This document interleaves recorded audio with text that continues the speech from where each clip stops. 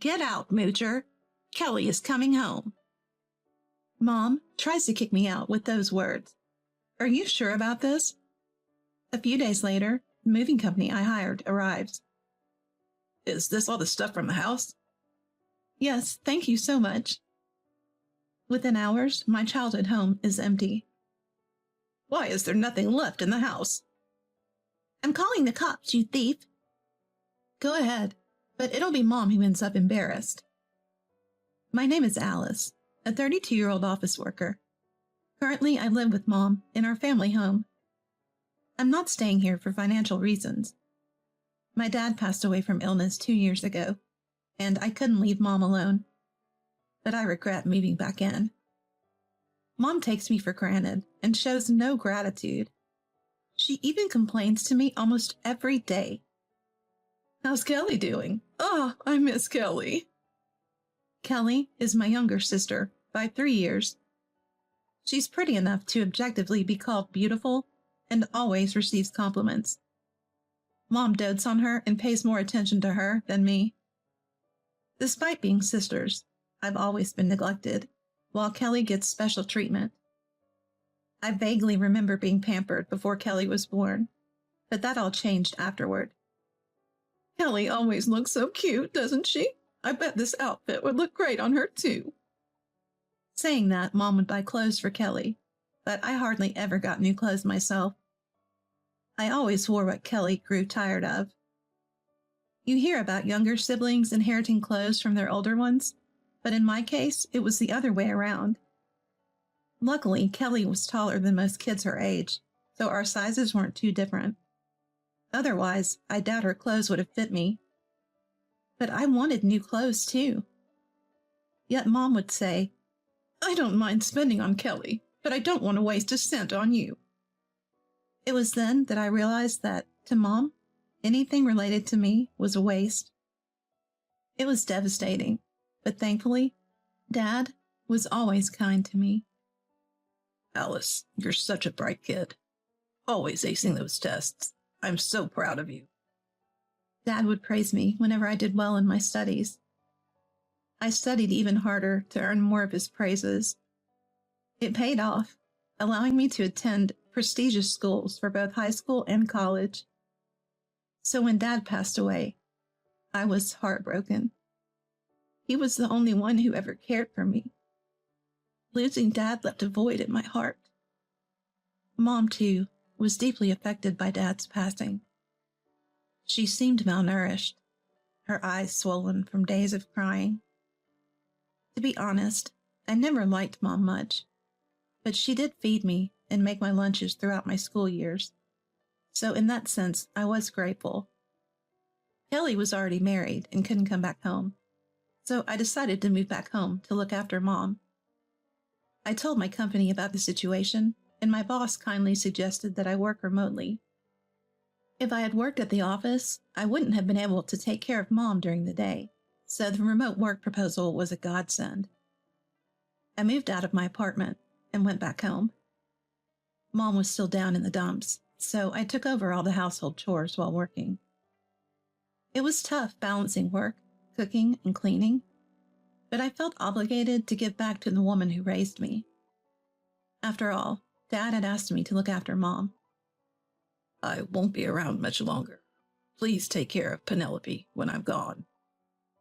Dad made this request when he was critically ill. He and Mom had been so close, so Mom was important to him too.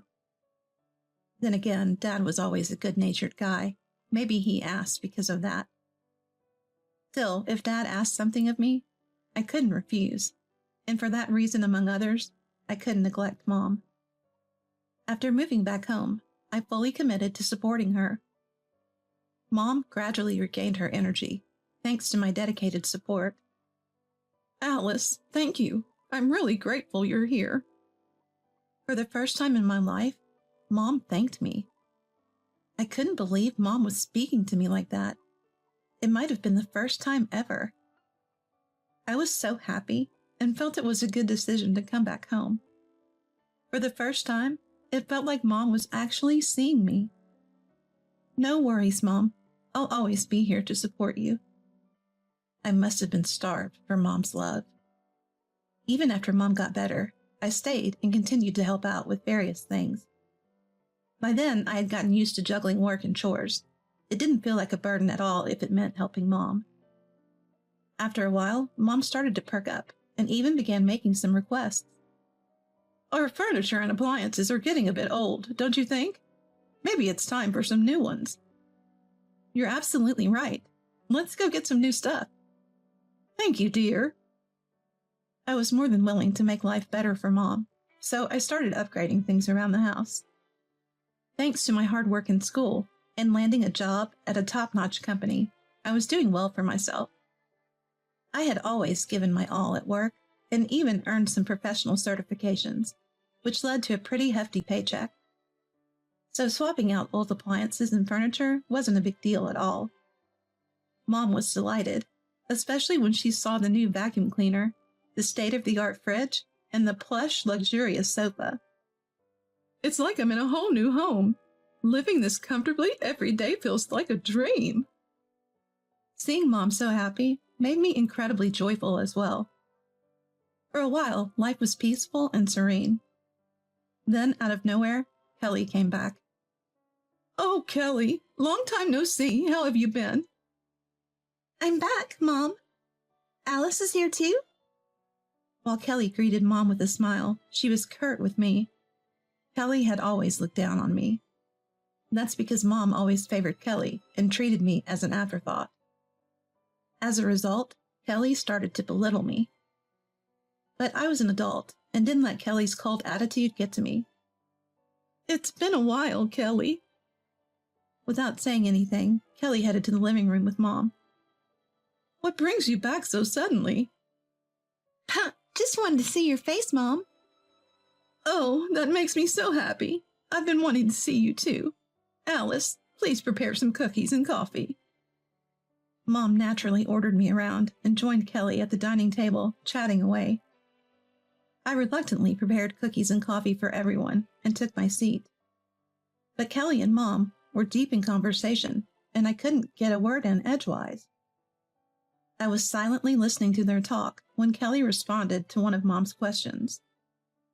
How are things with your husband? Well, we've been missing each other a lot lately. Oh, really? Yeah, it's not going great. What a terrible man to make Kelly unhappy. Mom jumps to conclusions, blaming the guy, without even knowing what's actually going on. It might be Kelly's fault for all she knows. Then Kelly made a shocking statement. I might be getting a divorce. What? A divorce? I couldn't help but blurt out my surprise. Kelly gave me a cold look. What's the matter, Alice? Are you happy that I'm unhappy? No, of course not. I was just shocked when you mentioned divorce all of a sudden. Don't sugarcoat it. You're always like this, Alice, jealous of my success and happy about my misery. That's not true. Kelly was accusing me without basis. And Mom, who always takes Kelly's word as gospel, started blaming me too. How could you be so insensitive when Kelly is struggling? You're failing as a sister. Suddenly, everything I had done to support Mom over the years was forgotten. Whenever Kelly's involved, Mom always behaves like this. And now, I was seriously worried. If Kelly gets divorced, she will surely move back home. And if that happens, there will be no place for me in this house. But I have a promise with Dad to support Mom, so what am I supposed to do? I was filled with anxiety about what's going to happen. Ever since Kelly showed her face, Mom has been talking about her daily. Mom started bad-mouthing me, asking why she had to spend time with me instead of Kelly. You're always at home. It's annoying.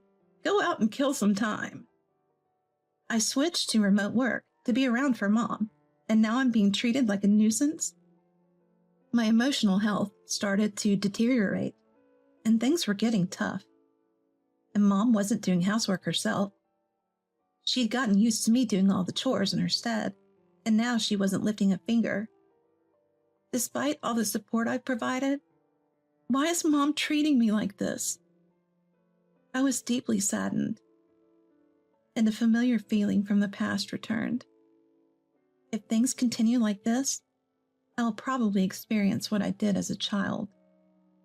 Lately, Mom's been on the phone with Kelly a lot, mostly discussing living together. It's becoming more and more likely that Kelly will move back home as her divorce seems imminent. Yes, you're always welcome. I can't wait for us to live together. Hearing Mom's voice, I started to feel like I was going to be kicked out of the house. But if she kicks me out, she'll be the one who suffers. Does she even realize that? Thinking so, I decided to start looking for apartments for myself. About a week later, just as I expected, Mom approached me with news. Kelly is coming back home, so you, the moocher, need to move out. What? Kelly is getting a divorce and has to leave her house, so she'll be moving back in next week. We won't have room for you here anymore, so you should leave. Mom was really kicking me out. I was shocked at how ungrateful she was. Are you sure about this? When I asked, Mom shrugged and chuckled. Of course I'm sure. I'd rather live with Kelly than have you mooching around the house forever. If that's how she felt, then fine. I said, all right, I'll make arrangements to move out in a few days. I immediately started making preparations. I contacted a moving company, toured a potential apartment, and got everything ready to move. A few days later, the movers arrived. Mom had gone out somewhere with Kelly because she didn't want to be home when the movers came. And that worked for me. I directed the movers to the belongings that needed to be transferred. All these items, correct? Yes, thank you. Everything in the house was stuff I had purchased. Within a few hours, the house was empty. I completed my move to the new apartment. Immediately after, Mom called me. Why is there nothing left in the house? That's because I moved it all to my new place. Then Kelly took over the phone. You thief! I'm calling the police. Go ahead. It will only embarrass Mom. What do you mean?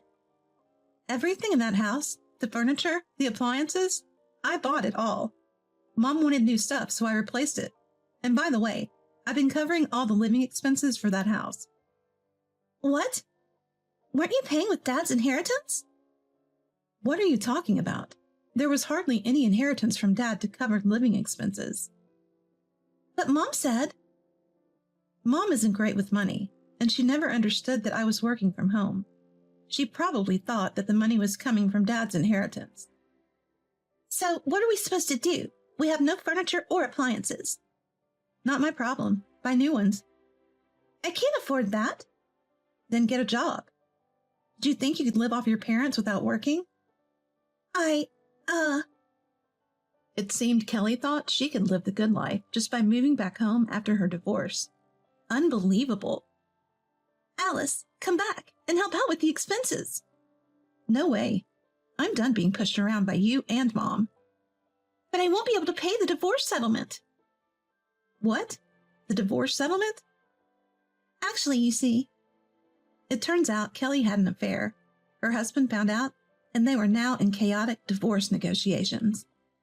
However, after seeing me and Mom live comfortably in our family home, she assumed there was money in the house and agreed to pay a settlement. I'll end up drowning in debt if this goes on. I don't care. You brought this on yourself. I have no obligation to help you. Why don't you ask our dear Mom? If we don't have money, Mom is just useless. What? Kelly, how could you say such a thing? Kelly let her emotions get the best of her and blurted that out. I could even hear Mom's angry voice in the background. At this point, I started to feel bad for Mom. To Kelly, Mom was just a convenient person to use. If Mom had properly told me to depend on Alice for my living expenses, I could have negotiated more with my husband about the settlement. I didn't know you had an affair, so it's not my fault. Kelly and Mom started to argue, so I hung up the phone and blocked their numbers. After that, I received texts from both Mom and Kelly, asking for help, but I ignored them all.